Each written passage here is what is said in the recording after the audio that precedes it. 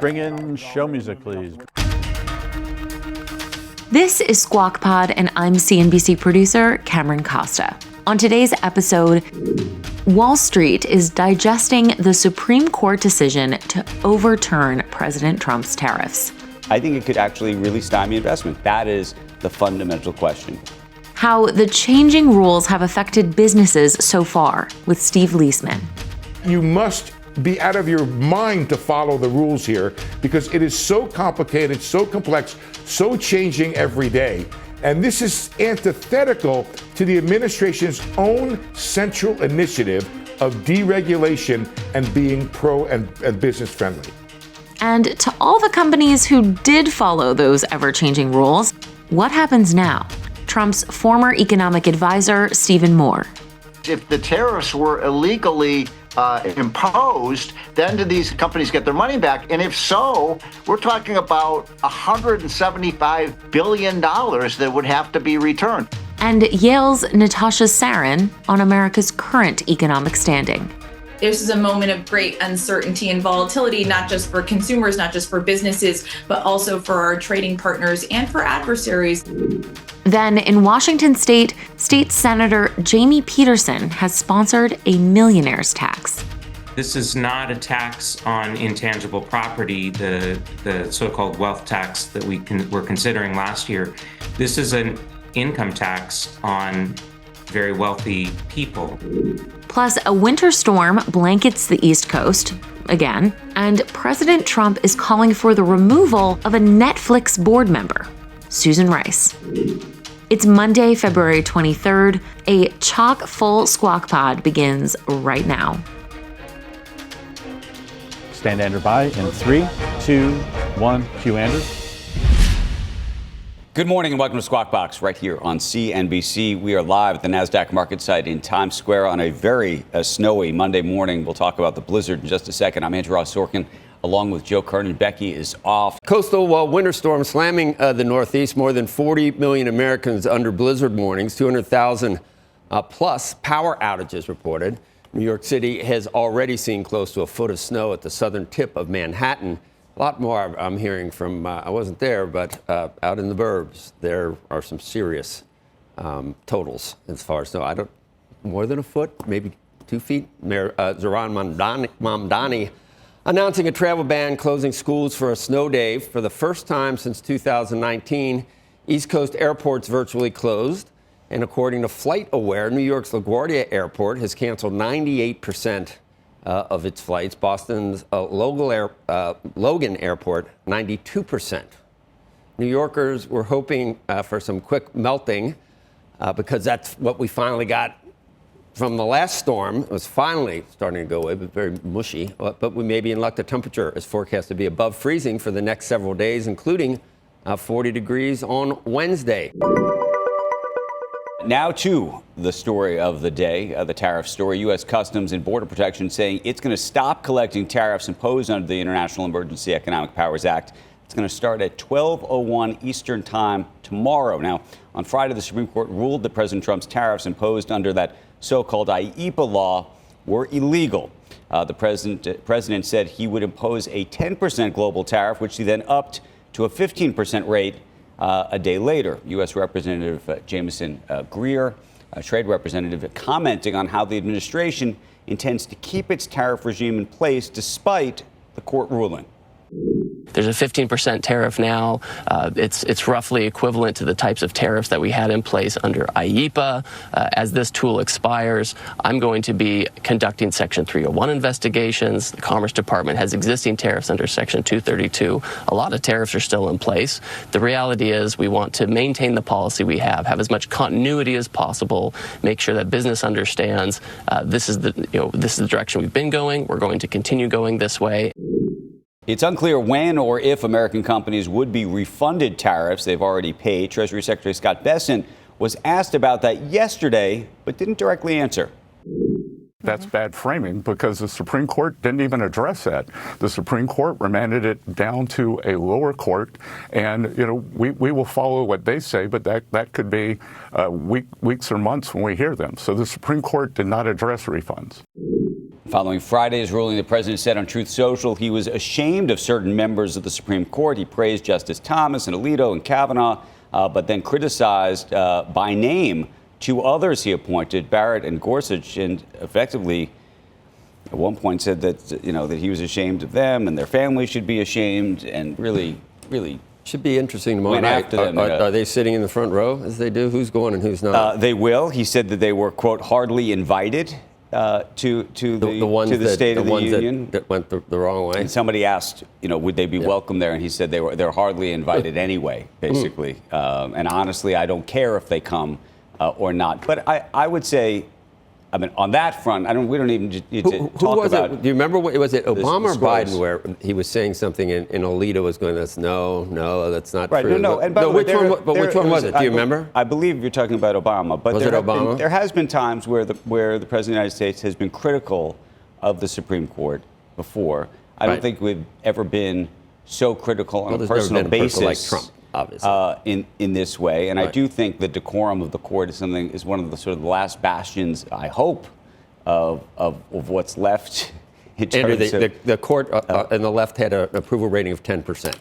It's okay. And you want to put 15 people on the Supreme Court anyway. So if the left suddenly is holding up the Supreme Court as someone that they admire and they don't like that the president is disparaging them, they already hate the Supreme Court. So that's false. But I don't think it has to be considered in that political context. Okay. I think the bigger question that's what we're doing is talking about Trump again. The bigger issue right now is going to be the refunds. So all of these big companies and how it happened. About how now you have a short window, by the way. There's a formula to when you actually have to even put in for a refund, first of all, and two, whether a company that raised prices will, quote unquote, have standing, whether you're effectively going to have to show losses.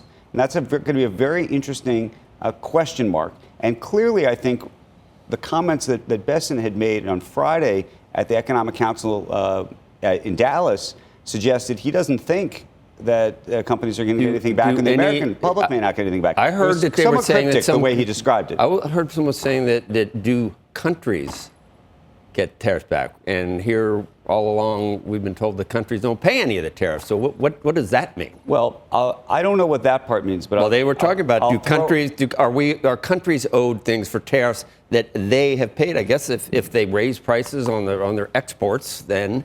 Well, I don't know if it's the country that would get the money back. I think it would be the company. I mean, companies like Toyota. This was country that they were talking about. Companies like, here's the bigger issue, though. Yeah. The bigger issue is if you're Japan, for example, or Indonesia, or Malaysia, or name a country, South Korea, that committed to the President of the United States that they were going to make a massive investment in the United States. Because they were coerced. Based on the back of this idea. No, I heard him say that we expect all these countries that did these trade deals to follow through on it regardless. Now, most of these deals, even though they were touted by the administration and they're not headlines, totally done.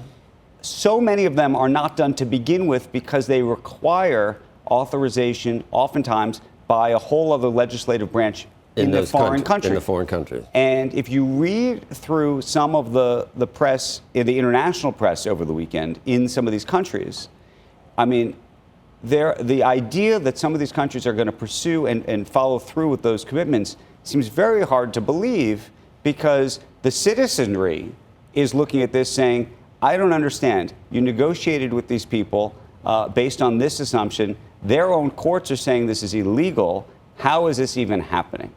I would think that everybody that doesn't like Trump, the tariffs would be excited, but they're not going away. I don't know how they're going to be back, or whether they'll be back, how long they can be back, it's 150 days, well, right? It seems, Isn't it 150 days? It's 150 days, so you get through the summer. Right. By the way, it's now a blanket situation. Wouldn't Congress have to do something too? Well, no. Here's what's going to happen. They'd have to okay it to go over past the next 150 days. This 15% will be here, which is basically roughly in line with where it is. But by the way, countries like Britain, which were at a lower rate, are now going to be paying a higher rate after they made all these deals. So all of these deals have been completely gone back on just by default of this situation and the ruling. So then you're going to have Jamieson Greer go on an individual basis. And if he's look, you can actually implement tariffs legally, I believe, if you do investigations and you can argue that this is not fair and this one on a specific either company by company, industry by industry or country basis for certain things. And so likely what they're going to do is try to do that and run that clock for the next, call it 2.5 years. But that makes it very difficult if you're an American company or an international company to decide where you actually are going to put your supply chain, because what's going to happen at the end of this period and how different is it going to be for the next couple of years? I think it could actually really stymie investment. That is the fundamental question. Well, thank you for that, because I was wondering what was. President Trump calling on Netflix to fire a board member and former Biden administration official Susan Rice. In a post on Truth Social, the president said Netflix should get rid of Rice or, in his words, pay the consequences. During a podcast last week, Rice said that things wouldn't end well for companies, news organizations, and law firms that caved to President Trump's demands in his second term. She added that when Democrats regained power in Washington, she didn't think that they would forgive companies. A Netflix spokesperson declining comment on the president's remarks, but Ted Sarandos basically brushed them off. He's over in London, said that President Trump likes to do a lot of things on social media, but this is a business matter and not a political matter. That must have thrown a chill into you a little bit when she said some of those things, because we don't, maybe it started in one administration, another administration does the same thing, then the next one goes back and says, we're going to get you for what you did, but since we don't like anyone to do it, I know that as an objective person, you don't think it's a good thing for her to be saying that there will be hell to pay for these companies. I think it's terrible. I think it's terrible for her to say. I got a little bit scared. I don't think it's good for her to say. I think it's actually a very bad thing for her to say. Very good. That's all I wondered, because I know how you take a stand on this. No. I think it's bad for her to say. Okay. And I also hope that if, in fact, this transaction ultimately gets in front of the Department of Justice, that the president doesn't have retribution against Rice. On Twitter. People are saying, are you crazy? In the middle of all this, you're saying this stuff, as if it could come back to haunt Netflix that a board member was saying those things when it's trying to do this acquisition.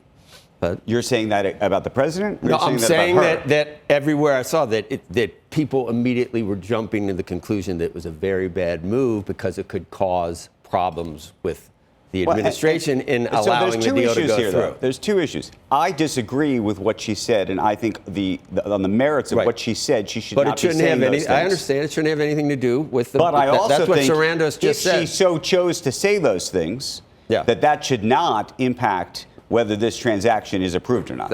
Exactly. That's what I just read that Sarandos said. No, I'm sure that's what Sarandos said, but Sarandos was saying that, I believe, in part to try to tamp down the potential that the president would try to block the deal. Because already there's musings that he's always liked the Ellisons. The Ellisons better, and he's just been saying, I'm not going to do anything about it, but people didn't really, we'll see. But it got pretty interesting with it. But that... What's that? Well, it just is. I mean, do 77 million people that voted for Trump have to worry? About which part? Susan Rice said there are. She's never gotten a vote by anybody. She's never been elected to anything. Anybody that has, taken up with this bad orange man could go to. It sounded really strange. Talk about fascism. No. Well, I'm not so sure about that either. Orwell. No. I think there's what was she saying? Take it out of Susan Rice's mouth and put it in Jamie Dimon's mouth. One of the things that Jamie has said repeatedly is this idea that he fears that companies that make specific kinds of deals with this administration that potentially could look like some form of corruption or bribery or something else will be prosecuted by the next administration. Now, I think that unto itself is a uniquely interesting thing. But the point is... Did it really come out that J.P. Morgan debanked? Did that all come out? Didn't the New York Times report on that? Did that happen? Because I was seeing that on social media, too. Well, look, the president is suing J.P. Morgan over what he argues is being debanked. The reason that J.P. Morgan would tell you that he was debanked or his family was debanked or whatever it was related to January 6th because of the regulations that the government has in place that actually forces the banks, this is the argument JP Morgan would make, to debank certain people who could create genuine risk to the bank. That is the argument. And if you looked at January 6th at that time, that's what was taking place. So they did debank. And one of the things that Jamie Dimon has said, I think for the last decade or more, is that the rules should be changed. He's been arguing about some of these debanking rules, but these rules come from a combination of the Federal Reserve and from the Treasury Department. Do I have to worry about being debanked now? Will Susan Rice debank me because Susan Rice doesn't work at a bank. But you're sure there's nothing for me to worry about? I mean, you got to worry I'm going to debank you. Tease will be next. Coming up on Squawk Pod, tariffs overturned and the future in flux. Economist Natasha Sarin. The pre-Supreme Court ruling was around 16%. The effective tariff rate calculated by my colleagues at the Budget Lab at Yale says it's now about 13.7. And conservative economist Stephen Moore. The court has basically taken an arrow out of the quiver of Trump's negotiating strategy. And again, as someone who's not a fan of tariffs, I am a fan of these trade deals. Refunds and geopolitics right after this break.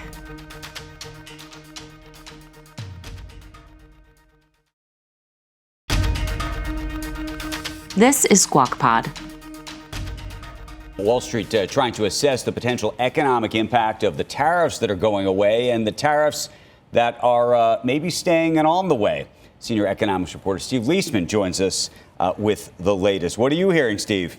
Well, it was an interesting weekend talking to lawyers and trade experts and economists. But with the end of emergency tariffs, but the beginning of a series of new ones, economists expect pretty much somewhat less inflation and a reduced hit to growth this year. But the impact will still be there. There will be greater uncertainty as we wait for how the administration ultimately fashions a new set of import tax measures. Erica York from the Tax Foundation, she wrote this weekend, the Supreme Court ruling was welcome news, but the economic pain is far from over. The Trump tariffs amounted to an average tax increase per U.S. household of $1,000 in 2025. Now with the IEEPA tariffs being ruled illegal, the president's remaining new tariffs will result in a household burden of $700 in 2026.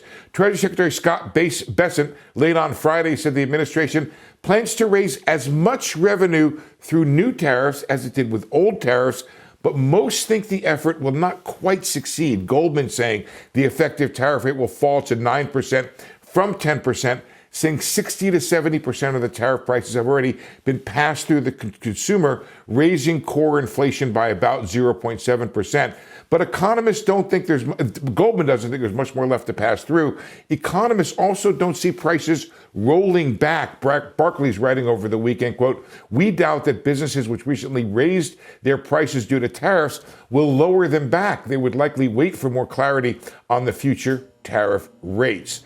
And it's the lack of clarity that may take the biggest economic toll. Businesses now brace for a renewed period of uncertainty over what tariffs will be in place, over what time, along with, of course, potential legal challenges to these new authorities. Separately, NEC Director Kevin Hassett has publicly apologized for comments made on CNBC last week where he called for New York Fed researchers to be disciplined after they found 90% of the tariffs were paid by U.S. consumers and businesses.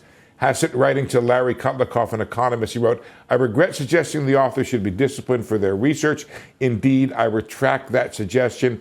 The authors of this study are all excellent economists. We differ strongly on this particular paper, but I did not mean to impugn their excellent reputations and regret my choice of words." As for the Fed, it's hard to imagine them doing anything but taking the administration at their word that they intend to replace the tariffs one for one. So the policy outlook unlikely to change when it comes to interest rates. And Andrew, this could be another round of legal challenges here because this Section 122, as you know, that calls for the use of or declaring a balance of payments problem or crisis is something that's being disputed by a lot of people I'm talking to. Look, even Neil Katyal, who was the lawyer who argued this case in front of the Supreme Court and won, meaning just this tariff case we're talking about, he made the point that the Department of Justice, in its own argument, effectively says that Section 122 might not be a path to doing what they're doing. So I think this is going to raise some really interesting questions. The biggie that I've been talking about all morning, Steve, that I wonder where you land on is not so much about the refunds or what companies ultimately do, or at least do in the short term, which is probably not much as they wait for all this to play out, is what countries that made large commitments to invest in the United States ultimately do, given that so many of them remain unfulfilled, and in so many cases actually not just remain unfulfilled, but remain unapproved by their own legislatures in various countries around the world. Well, I think that's another piece of the uncertainty, Andrew. I'm going to go back to the drawing board perhaps on some of these negotiations. I understand that Europe is going to vote this morning to just stop the negotiations or the approval of the European-U.S. trade pact. I think it changes the essentially the negotiation and the leverage of the president. What's interesting to me, Andrew, is this kind of ties back. The president is saying that there are investors willing to put, or countries willing to put trillions of dollars into the country. Now he wants to go to Section 122, which is just a balance of payment problems. So I talked to people from the Bank for International Settlements last night, or former people from there, and a balance of payments problem is when foreigners are withdrawing their money. You have a run on the currency. You have a surge in interest rates. You have all kinds of problems that we don't have if the president is right and people want to put trillions into the country. So it really all ties together that if these investments are being made as the president claims, and I think some of them are actual and some of them are exaggerated and hyperbole, but if they're being made, it's very hard to make the claim of having a balance of payments problem. And that's going to be a very, very interesting issue. Having said all of that, the other leverage piece of this, which we've also talked about a little bit this morning, Steve, is not simply using tariffs, though that was sort of the president's favorite cudgel, is going to be the defense issue, which is, you think about Taiwan or you think about parts of Europe and NATO and the like. There is part of an issue about whether some of these countries, and by the way, some companies that may not even be seeking refunds, for example, because they are worried about retribution in some other way. Yeah, I mean, I heard you talk about that. I think all of that is accurate. I think that's part of the negotiation, part of the relationship we have. But we start at another place here. And these Section 122 tariffs, I'm sorry to keep coming back to them, but they have this 150-day limit on them. So now you talk to a person on the other side of the negotiating table that has a different set of leverage, and that leverage is one that is potentially limited. Right. And again, coming back to this 122 thing, I keep talking to people, and they say they don't know if Congress does not approve to extend them at the 150-day mark. It's possible the administration could come right back and declare the balance of payments emergency once again. So it could go on potentially forever. So I wish, Andrew, that the administration would figure out or would incorporate in its policies the uncertainty that's created for business here. That you want to be able to order stuff from overseas, tell me what the price is, tell me what the tariff is, and I can go about my business. Now I think there's another round of potentially debilitating uncertainty here. And by the way, just one piece of uncertainty that I think doesn't seem to be on the table is the idea that Congress is not going to, at least this is my impression, but maybe you think politically it's different, that when these 150 days are over, I mean, part of what the Supreme Court effectively said was, Congress, it should be your decision to make, and therefore that Congress would effectively have to approve something after 150 days if you wanted to use, either Section 122 or IEPA or something else. In this context, politically, especially ahead of these midterms, that does not seem to be, tariffs do not seem to be a popular thing in this country. Right, but the problem becomes again, Andrew, can the administration just declare it again? And by the way, there's a whole bunch of other declarations that are coming or may have already been made in Section 232, Sections 301. They're going to be using a whole range of by the way, Congress has ceded a lot of tariff authority to Congress. It's just what the Supreme Court declared is they couldn't use this particular IEPA tariffs in this case. But there are many, many ways Congress, the administration can implement tariffs.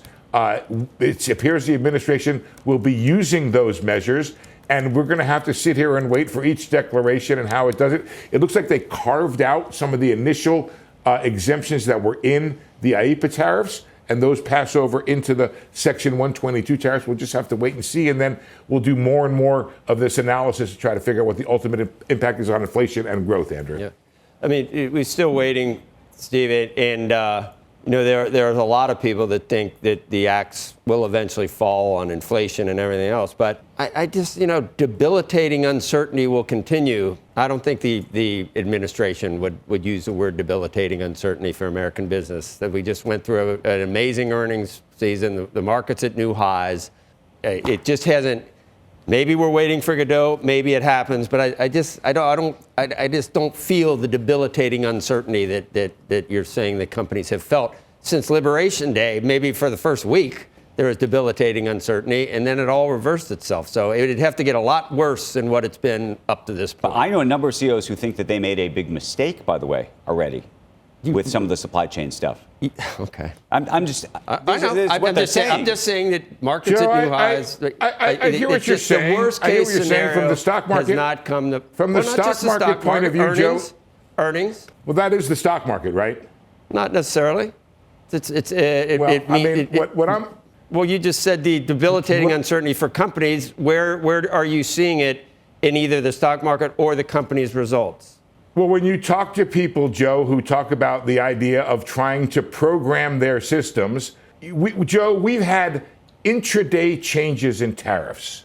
We have had a period of time where the uncertainty about what the cost is going to be of fairly critical inputs. They have had exemptions. No, I understand, Joe, Steve. You know what I'm saying. This is an administration. We'll call up Santelli we'll call up Santelli. Then it'll be fair. Me, and Santelli against you. How will that be better? We got to move on. Against me. I get that. I'm that good. This is the biggest story of the year, possibly of the decade. You knew what was going to happen. No. But I'm saying the tariff story, broadly speaking, right. What this president has done with tariffs has changed the entire global trade landscape. Well, he did it in his first administration, and then Biden left him on, and now this is additional. So the thing that I'm still just trying to understand that I wanted to go back to Steve about is the question long term. Let's say you get past these 150 days. Let's say you're able to implement other tariffs while this administration is this administration. Do you think, and this is the question I was hearing from CEOs about, which was, yes, their view is that the tariffs of some form will stay here, possibly for the next 2.5 years. But that's different than being here for the next 10 years in terms of making big infrastructure investments and some of the sort of long-term investments that they're going to be making. And my question to Steve is whether you're hearing either the same thing or how you think that changes the dynamic. Well, first of all, I want to go back to what Joe is saying. It is true that not every company had debilitating uncertainty. That is true. It is certainly more true for those involved in importing of products and where imports are essential. The president's policies are based on, are in part, a revenue issue, right? When they said, we're going to really replace the revenue. They didn't say we're going to replace the reasons for the thing being there. We're going to replace the revenue. There's a revenue component. There's also this component where the president is hoping to bring in manufacturing into the United States.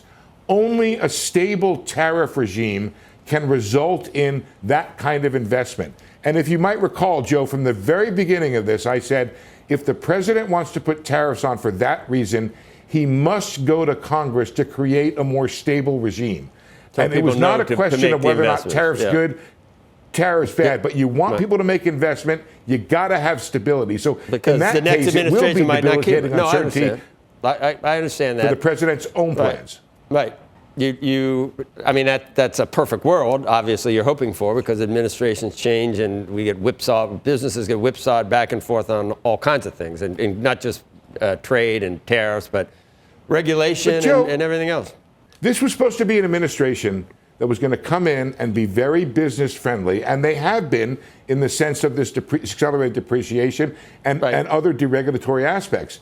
We've had this issue. We had Scott Lintz come on, I don't remember if you were there, from the Cato Institute, who showed the graph of if you're trying to follow the law and pay these tariffs, that you must be out of your mind to follow the rules here, because it is so complicated, so complex, so changing every day.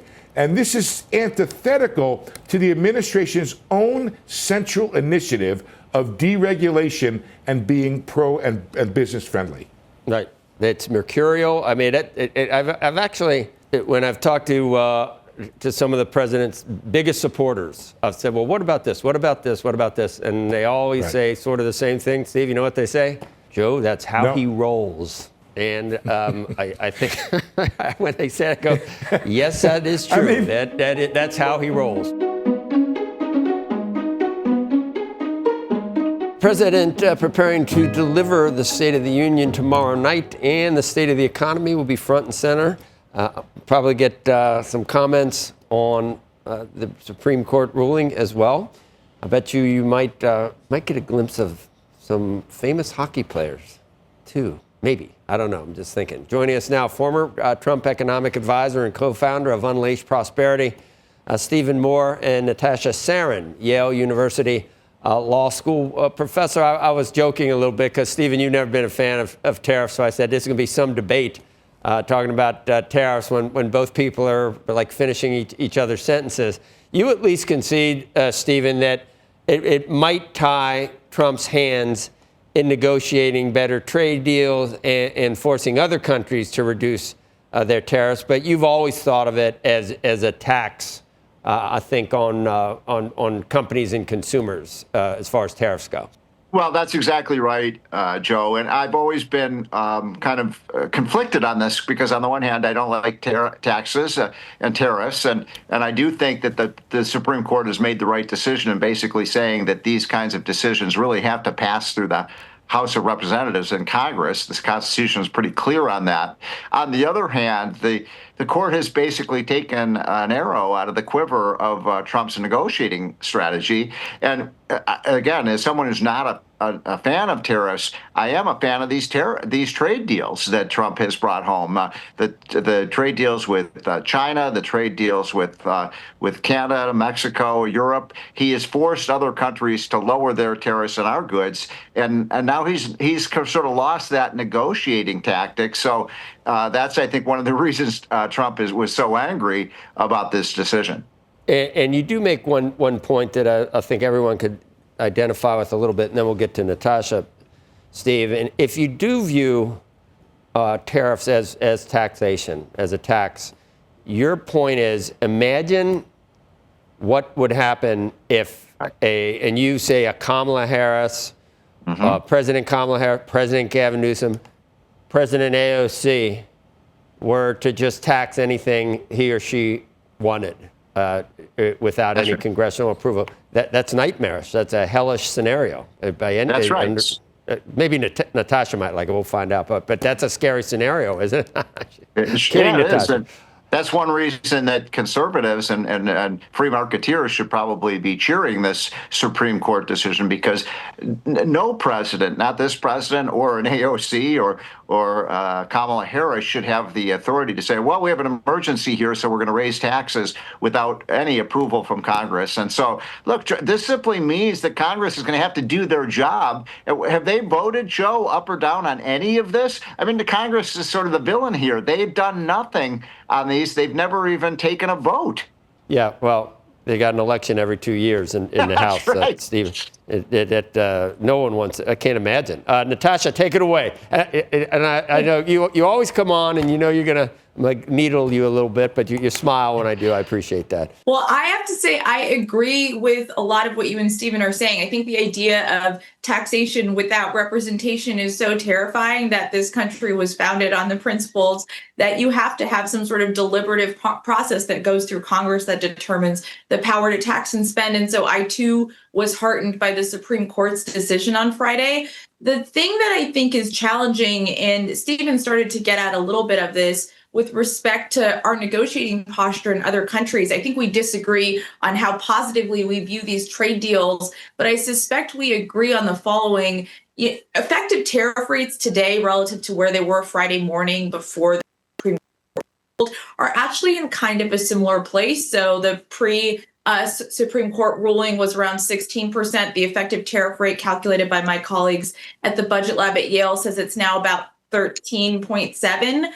But there is so much uncertainty and volatility about even the legal authority that's being deployed to effectuate these new tariffs, and they're temporary for 150 days. And then they do require congressional authorization.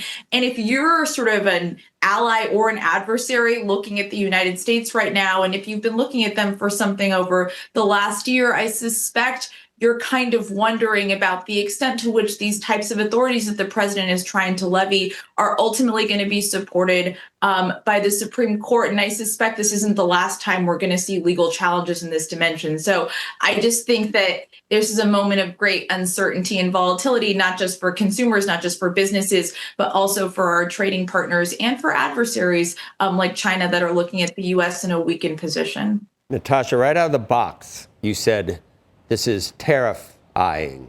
Terrifying. I'm going to start using that on Liesman. He's been terrified since Liberation Day. Tariff. Get it, Steve? Huh? I do what I can for you, Joe. You went right through it, Natasha. I don't think it, but I was listening. Like, oh my God, he just said it really is terrifying. Yeah, What are we? By the way, go ahead, Steve. I was just going to make an important point, which is this is, I think the word that the court made was that this is going to be very complicated and confusing about where we head from here on in now. Trump obviously came out with that temporary tariff, was it 10 or 15% across the board yesterday. And that would be, I think, only for a few months. But the big question that I'm being asked by all businesses, merchants, retailers, manufacturers, will they be repaid the money that they paid in the tariff? In other words, if the tariffs were illegally imposed, then do these countries get their monies? These companies get their money back? And if so, we're talking about $175 billion that would have to be returned. I don't know the answer to this, but I know it's going to be a big issue that's debated. Yeah, I think the court called it, Stephen, a mess. Both in oral argument and then Justice Kavanaugh in dissent, right? Trying to think through exactly what process is going to be used. And the decision says nothing about the refunds. And so it's really an issue that's been left to Natasha, I think one of the big questions now, putting aside what you think companies ultimately do, is all of these unfulfilled commitments that countries have made to the United States in terms of investments here. Where you think that heads, what kind of leverage or not you think the president has. Some of these commitments effectively require foreign legislatures to approve them, many of which have not thus far. You read some of the international press in some of these countries now, and they're saying, we were coerced into these deals that we shouldn't have been making, and maybe we're not going to now do them. How do you think that all plays out? And what kind of other levers do you think the U.S. has, whether it's about defense? We're thinking about Taiwan and other things that may pressure them to continue this path. Yeah, and you saw the Europeans over the course of the weekend making the point that this, in fact, also using the terminology that the tariff uncertainty has created a mess with respect to trying to think about how even realistic it is that the United States is going to be able to make the kind of commitments and threats that they've been levying in the course of these trade negotiations. And so I think the thing is, Andrew, it has always been very legally questionable and dubious that the president was able to effectuate these kinds of across-the-board tariffs, which, as Stephen points out, are taxes. They're taxes on businesses and consumers with the stroke of a pen, and changing them so dramatically. By my count, the effective tariff rate has changed on some 60-plus days so far in this administration. And so I think they were always pretty legally dubious. I suspect the nature of how other countries were looking at Trump was not through the lens of how likely it was the Supreme Court was going to uphold these tariffs, but instead through the lens of trying to appease and work with the United States, given their importance in the world. But this gets to the question then, long term, Stephen, maybe you can speak to this, long term, how countries and companies invest or not, either in the U.S. or in these new supply chains, or do they slow roll this whole situation and say, you know what, I don't know what's going to happen over the next 2.5 years. I was thinking about this, but maybe I'll see where the world goes afterwards. And if that's the case, that actually is not a good result in many ways, because you won't necessarily get that investment. Yeah, you need predictability and you need certainty, and we don't. Needless to say, we don't have that right now. But one of the things, look, I'm not a fan of the tariffs, but as I said earlier, I think Trump has really recognized something that previous presidents haven't, which is that the United States is in a unique position in the sense that every other country in the world must trade with the United States. We're the alpha male economy. We're the hub of the world economy. And what Trump did, which I think was virtuous, actually, is to say, look, you have to trade with us. You have to, your stakes are higher here than ours. You have to start giving us a better deal. To use a term that Trump has used, rip off.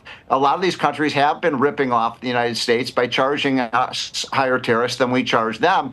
And to some extent, what Trump is basically saying is, look, we want a level playing field. And what's wrong with that? Right. Yeah, but Stephen, that's actually not what these trade deals are doing. I mean, what can you articulate as to something that the United States has gotten out of them? And I think Andrew's point is a really important one, which is the type of volatility and uncertainty and lack of predictability, that doesn't just go away. Like the world looks less stable and the United States looks less stable as a trading partner. And that's here with us for some time going forward. And as investors are trying to make choices about where to spend resources, they're looking at Europe, they're looking at Japan in ways that they wouldn't have been 16 months ago or 13 months ago, precisely because of this volatility. And I think that's a really unfortunate and long-term consequence for the United States going forward. Okay, I want to thank you both. But look, you talk about investors, but what about our manufacturers, our farmers, our dairy farmers who've been really priced out? Well, it takes time. Time. But right so far. All right, thanks, Natasha. Alpha person. Thanks so much. You get Stephen. Alpha person. Man, we keep inviting you on, but you got to get it together. But thank you, Stephen. Thanks, Natasha. Coming up on Squawk Pod, will a new wealth tax proposal in Washington state have executives of three iconic corporations, Microsoft, Amazon, and Starbucks, thinking about leaving? We'll talk to the state representative trying to make this tax a reality right after this. It's Jamie Pedersen. If we pass the bill, it will make it much more like most of our peer states. And I don't think, therefore, that it would cause many people to think about moving.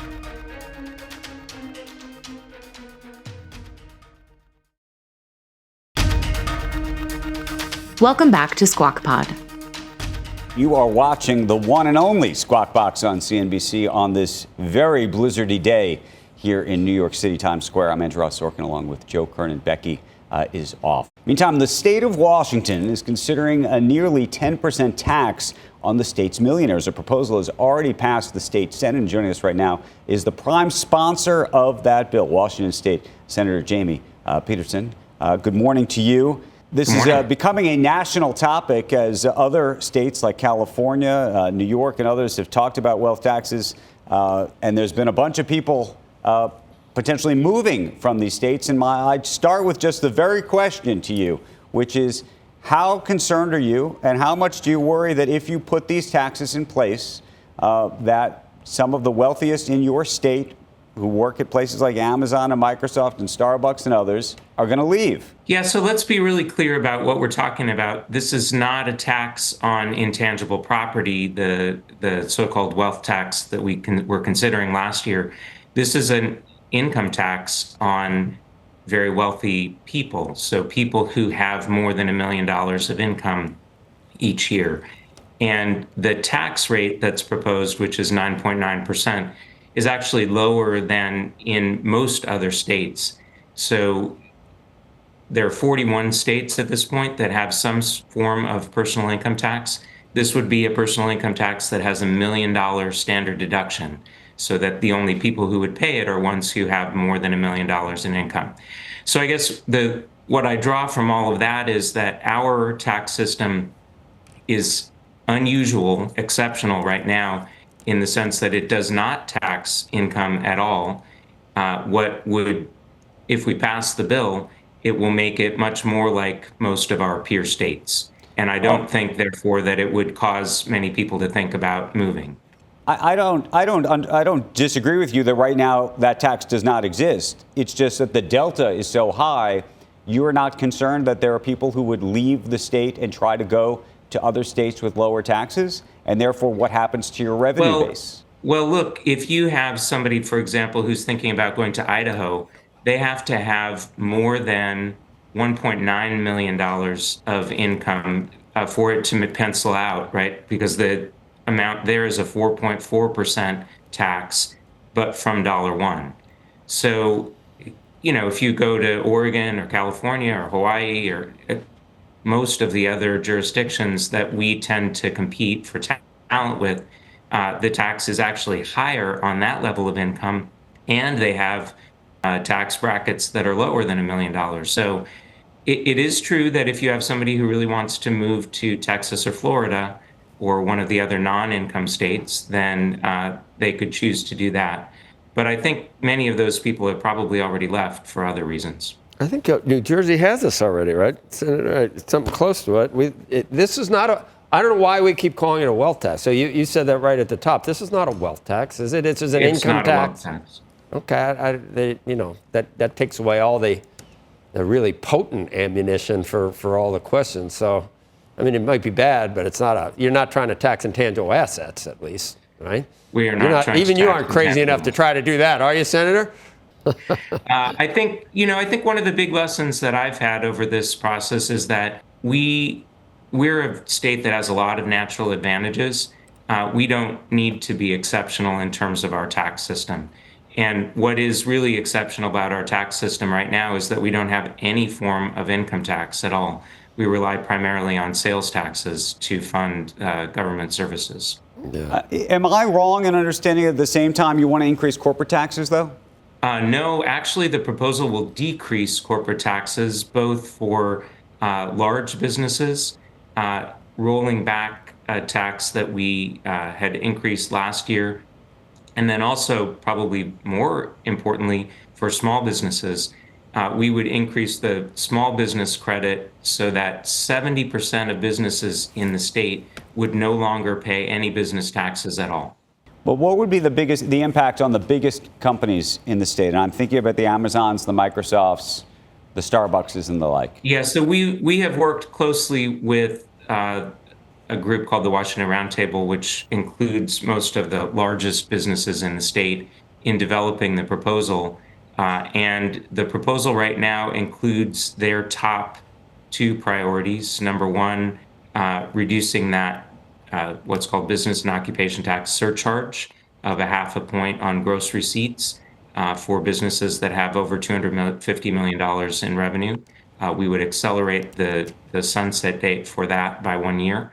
And then we would also roll back the sales tax on services that we had started charging last year as part of our budget deal. So I think the business community, I won't speak for them. You'll have to talk to them directly, but I think the business community has been a participant all along the way in the development of this process, and many of them view it as preferable to charging higher business taxes. Invariably, there are going to be some who say you don't need to be raising more money, you need to be cutting spending. What do you say to that? Well, we are cutting spending too. Last year in our budget process, we cut about $7 billion of spending. And this year in the budget that my Ways and Means chair just rolled out, we are going to be reducing about $1 billion of additional spending over the next 4 years from what our budget had last year. The reality is that we are sort of in a position where labor and other costs for public services, education, for healthcare are going up. We've got a federal government that is pushing more costs onto us, including we're going to have to spend something like $370 million in IT costs over the next 3 years to implement a system that will kick more people off of food and healthcare benefits, which we don't want to do, right? But that'll be a condition for us to receive federal assistance. Senator, let me ask you just a slightly different question, and maybe it's a philosophical one. And there have been folks who've obviously already left your state, like Jeff Bezos and the like, who've moved to Miami. But oftentimes, and here we are in New York, the mayor here wants to raise taxes on the wealthy, and we often look at the number of how many people left the state. But one of the things that a lot of people don't do is say, did they come to the state? Would have they come to the state otherwise? And I think about a firm like J.P. Morgan, which is based here in New York City, but now has more employees, I believe, in the state of Texas than they do here.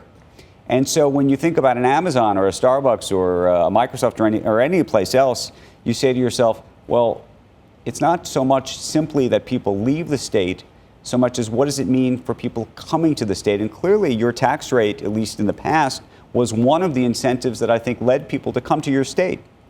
Yeah, so look, we're talking about a tax that would be paid by something in the neighborhood of 21,000, I think is the estimate, out of 8 million people. And, it's going to raise a pretty significant amount of money. The projections are about $3.5 billion a year, which will help us to be able to fund public schools, to fund healthcare. I think that the people who are thinking about where to come, and it's important to point out that like the U-Haul data actually show that Washington is one of the states into which people are really coming right now. That data suggests that people want good public services and the quality of life that we have here. I don't think that it's all about taxes, and frankly, I don't think that it's going to have a significant effect on. And final question to you, which is when you do the math on this proposal, do you subtract anybody leaving? So when you do the modeling for this, I'm always curious. Do you say to yourself, okay, some percentage of those 21,000 people that you say are going to get hit with this tax are going to leave as a function of this, and we're going to lose X amount of money, but we're going to make it up on the other? Explain how you do it. Yeah, so the Department of Revenue does all of that work. I'm a lawyer, not an economist, but they assume in the first year that we'll have about 90% collection rate, and then in ongoing about 95%. So there is built in an assumption either of tax avoidance or by people leaving or not paying. So that is built into the assumptions that they have about the program. Is there an actual wealth tax being proposed in Washington state at this point? There was a bill filed to do that, but that is not what we're moving forward. No, I know. Just the way we intro it. I mean, that almost, it's mind-boggling to say that. This is say that we're considering a 10% tax on millionaires. It's like, that sounds like a 10% wealth tax on a millionaire. Yeah. When in fact, in New Jersey, and I live in New Jersey, and I'm not saying this affected me, but Murphy, on anyone who made between $1 million and $5 million a year, he went to 10 3/4, the marginal rate. So you think this is a good idea? No, he lulled me into a false. He's speaking very reasonably, and it's not nearly as bad. We've already done it. I mean, Phil Murphy. I did not like what Phil Murphy did. I don't like what he's doing, but it's a far cry from setting it up as a wealth tax on anyone who's a millionaire. The distinction is that there was no tax. That's so right. It's a 10% tax. So then it's even more. He can make a case that's even more reasonable, that no one will move. Senator, thank you for joining us. We got to run. That's Squawk Pod for today. Thank you for listening. Squawk Box is hosted by Joe Kernan, Becky Quick, and Andrew Ross Sorkin. You can tune in weekday mornings on CNBC from 6 a.m. Eastern all the way until 9. And you can get the best bits of that 3-hour TV show right here on Squawk Pod. Make sure you follow us, leave us a review, share with your friends. We really appreciate the support. We'll meet you right back here tomorrow. Stay warm, stay dry. We are clear. Thanks, guys.